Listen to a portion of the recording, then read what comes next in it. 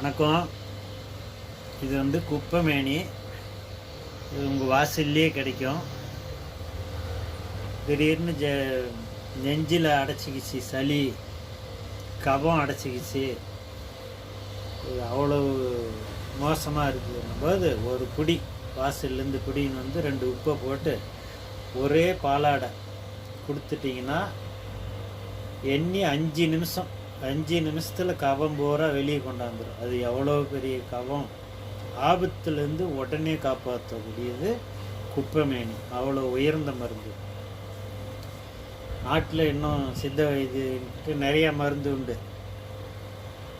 உலகம் பூரா நோய் வந்துச்சு, ஒரே சித்த வைத்தியம் வீட்டுக்கு கூட நோய் வரல. ஒரு சின்ன நோய் கூட வந்ததாக சொல்லப்படலை. அதனால் சித்த வைத்தியத்தில் இன்னும் உயர்ந்த மருந்து இருக்குது. 1 மாதம் சாப்பிட்டிங்கன்னா 10 வருஷம் உடலில் நின்று வேலை செய்யக்கூடிய மருந்தெல்லாம் இருக்குது. அதனால் இதை பயன்படுத்திக்கிங்க. இன்னும் உயர்ந்த மருந்தெல்லாம் வரும். எவ்வளோ பெரிய நோய் வந்தாலும் உயர்ந்த மருந்து சித்த வைத்தியத்தில் தான் உண்டு. இது வந்து சிவனுடைய விந்து. சித்த வைத்தியத்தில் இதுதான் சிவனுடைய விந்துன்னு சொல்கிறோம். இதை மருந்தாக்கி சாப்பிட்டா இதுதான் மருந்து. இதுதான் ரச செந்தூரம். இது போல் செஞ்சு ஒரு மண்டலம் சாப்பிட்டா ஒரு நோயும் கிட்ட வராது. 10 வருஷத்துக்கு நின்று வேலை செய்யும் உடம்புல. இதை சாப்பிட்டவங்கிட்ட யமன் வர பயப்படுவான், யமனே கிட்ட வரமாட்டான். அவ்வளோ உயர்ந்த மருந்து. அப்புறம் மற்ற நோய்கள்லாம் எப்படி வரும்? இன்னும் இது வந்து சின்ன நோய் தான் இப்போ வந்தது.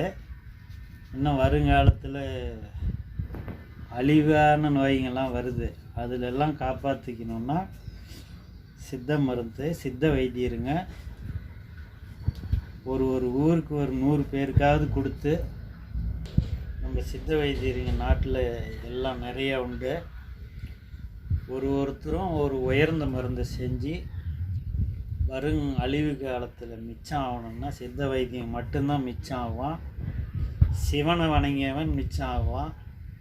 அதனால் ஒரு 100 பேருக்காவது ஒரு ஊருக்கு கொடுத்து காப்பாற்றி, அதில் தான் மிச்சம் ஆகிறது யாருன்னா சித்த வைத்தியனும் சிவனை வணங்கியவனை மட்டும்தான் மிச்சம் ஆவான். சிவனை வணங்குறதுன்னா இங்கேருந்து காசிக்கும் கன்னியாகுமரிக்கும் நடந்தாலே வராது. நீ தொட்ட இடத்தை தொட்டு வணங்கினால் அதுவே சிவனுடைய பாதமாகும். மற்றபடி நீ உலகம் முழுவதும் 3 சுற்று வந்தாலும் சிவனை காண முடியாது. நீ தொட்ட இடத்த தொட்டு வணங்கணும். ஒரு நாளைக்கு 5 நிமிஷமாவது.